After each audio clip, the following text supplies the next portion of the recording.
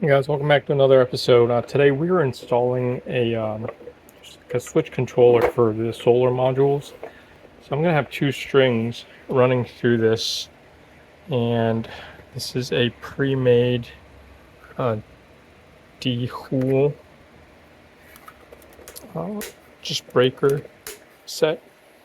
And before I installed it, I opened it up to kind of just look around at the components. It looks very well made. But I was a little paranoid since I'm gonna have two strings.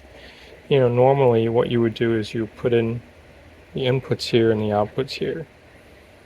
And my concern is, well, I'm probably gonna end up using two sets of breakers for one string. So I'm gonna have one input here, one output here, so that way I can create distances. Well, create a good distance between the circuit. And the reason for that is because I'm looking at this. It's a very clean install. It's got these insulators at the sleeve. But if you notice, there's very little insulation, and the distance is very, very close. It's maybe like 1 inch or 3/4 of an inch of air gap between the circuits.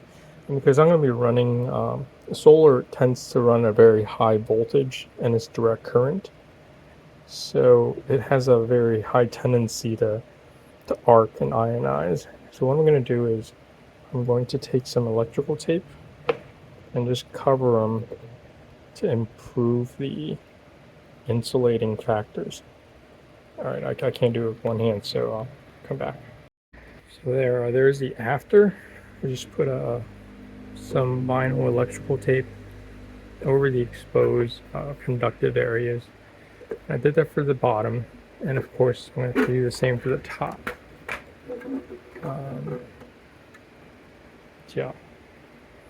So just figure I'd document that real quick. And in addition to the additional insulation, I'm also going to, of course, use two circuits for, well, two sets of breakers for one circuit, and kind of space them out just as a precautionary measure. All right. Hope this helps you. All right. Bye-bye.